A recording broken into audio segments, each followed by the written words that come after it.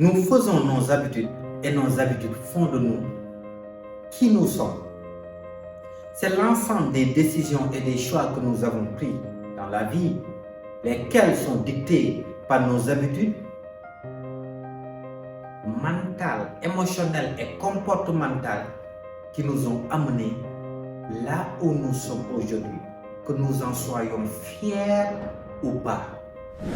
L'homme ne choisit pas directement sa destinée.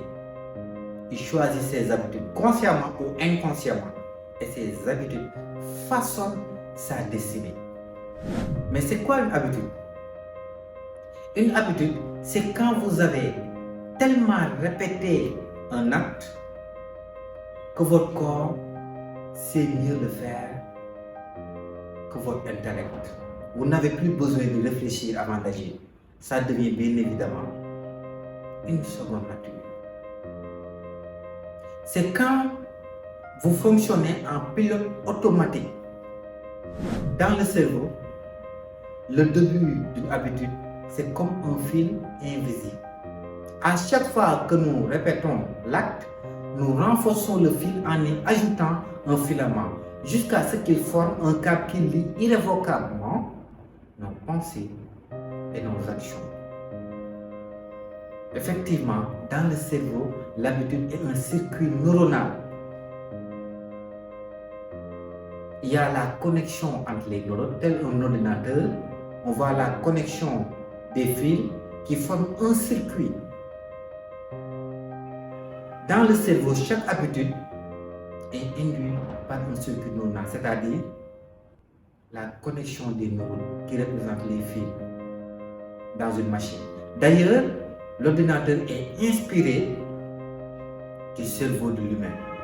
Cela étant dit, aujourd'hui nous allons voir une technique infaillible pour éliminer n'importe quelle habitude et cultiver bien évidemment les habitudes que vous voulez en passant par 5 étapes. La première étape, c'est choisir une habitude. Vous devez choisir l'habitude que vous voulez changer, que ça soit précis. Qu'est-ce que vous voulez changer à vous? C'est quoi l'habitude? Vous prenez un bloc-notes, vous écrivez. Vous écrivez la question pourquoi je veux changer cette habitude. Vous écrivez toutes les réponses que vous avez.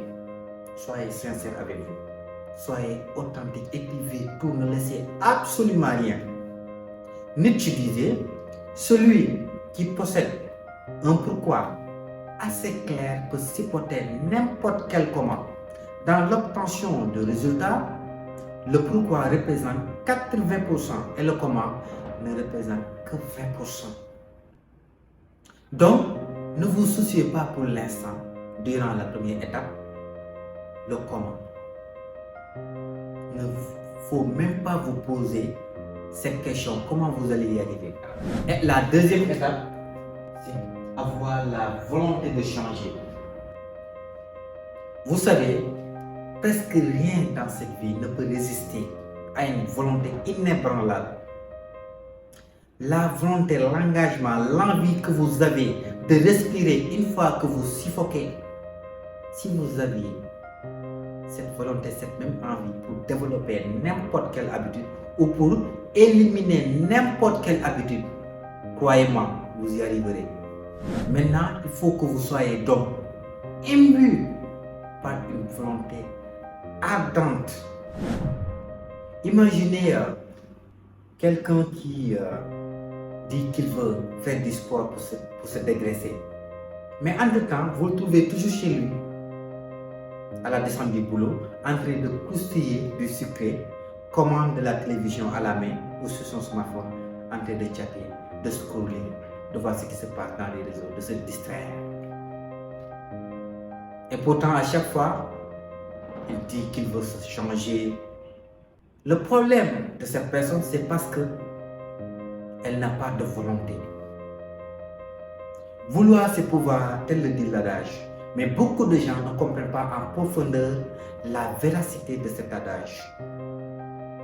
Parce qu'ils confondent le vouloir et le souhait. Cette personne, par exemple, a un souhait, mais n'a pas un vœu. Parce que le vouloir implique l'action. Quand vous voulez vraiment une chose, vous êtes animé par un désir qui vous sort directement de l'inaction et qui vous pousse à agir. Dans ce fameux roman, Alexis de Zorba, Nikos Kazantzakis disait: l'inexistant, c'est tout ce que nous n'avons pas encore suffisamment désiré. Car si nous désirons suffisamment une chose, nous l'obtiendrons. La réussite de ce que nous voulons dépend de l'ampleur de son importance dans notre cœur. Si nous voulons vraiment une chose, croyez-moi, nous l'obtiendrons. Par conséquent, ayez une volonté inébranlable. Mais pour ce faire, vous devez appliquer la troisième étape. Souffrance, laissez plaisir. C'est-à-dire, vous devez reprendre votre bloc-notes. À gauche, vous mettez souffrance, à droite, plaisir. Et vous associez plus de souffrance, c'est-à-dire, vous répondez à la question de savoir comment cette habitude vous nuit-elle. Qu'est-ce que réellement elle vous empêche d'avoir? Vous écrivez tout, ne laissez aucun détail. Écrivez tout.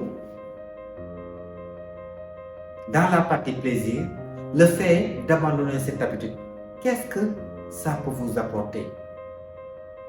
Quels sont les bienfaits que l'abandon de cette habitude peut vous procurer? Vous écrivez tout, ne laissez aucun détail. Et ayez l'habitude de lire ce papier. Voilà. En fait, si vous associez plus de souffrance au fait de se laisser aller à cette habitude et plus de plaisir au fait d'abandonner cette habitude, et vous vous convainquez, vous faites de cela une croyance, vous allez abandonner cette habitude à coup sûr.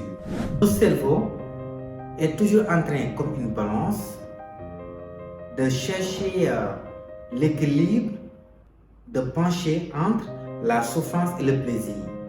Si la chose nous fait plus souffrir qu'elle nous fait plaisir, nous n'allons pas agir. Mais si la chose nous fait plus plaisir qu'elle nous fait souffrir, nous allons agir. Imaginez certains comportements que vous aviez quand vous étiez jeune, durant votre tendre enfance. Là où vous êtes adulte aujourd'hui, pour rien au monde, vous allez refaire ces choses. Pour rien au monde, vous n'allez jamais vous laisser aller à ces habitudes que vous aviez dans votre tendre enfance. Même à l'idée de penser à ça, ça vous fait rigoler. Ça vous paraît tellement absurde et stupide que c'est juste incroyable et inimaginable. Mais pourquoi? Parce qu'en grandissant, en élevant votre niveau de conscience, vous avez associé plus de souffrance au fait de se laisser aller à ces habitudes et plus de plaisir au fait d'abandonner ces habitudes. C'est pour cela que vous avez éliminé certaines de vos habitudes que vous aviez bien évidemment quand vous étiez jeune. La quatrième étape, c'est d'identifier le cycle de l'habitude qui est composé du stimulus, de la routine et de la récompense. Ce que vous devez faire ici, c'est garder la récompense, mais changer la routine. À chaque fois qu'il y a le stimulus vient, vous changez la routine en gardant la récompense. C'est-à-dire, si par exemple, vous avez l'habitude de boire du café, après chaque repas, du café bien dosé, chaud, vous pouvez par exemple garder la routine. C'est-à-dire, à chaque fois que vous sentez ce besoin, à chaque fois vous sentez cette envie, vous pourrez cerner le stimulus, c'est-à-dire savoir quand est-ce exactement vous allez sentir ce besoin. Autrement dit, vous allez identifier le stimulus, ce qui vous fait agir. Maintenant, vous aviez l'habitude, n'est-ce pas, de prendre une dose de café, vous prenez du thé. Et là, vous allez garder la récompense, c'est-à-dire boire quelque chose de chaud et de dosé. Vous pouvez aussi diminuer la dose du café. Comme ça, vous allez éprouver à peu près la même sensation. Ça vous permet d'éliminer l'intensité de l'habitude de l'addiction. La dernière étape, c'est l'autosuggestion et la visualisation. À la troisième étape, je vous avais dit d'associer plus de choses à la souffrance, c'est-à-dire comment cette habitude vous nuit-elle et quels sont les bienfaits que l'abandon de cette habitude peut vous apporter. Reprenez ce que vous aviez noté et lisez ça. De préférence, juste avant d'aller au lit et juste après le réveil, à haute voix. Cela vous conditionne à faire de cela une croyance. Et vous n'êtes pas sans savoir que nos croyances façonnent notre devenir d'être humain. La réalité dans laquelle vous vivez n'est plus ni moins que le reflet de vos croyances.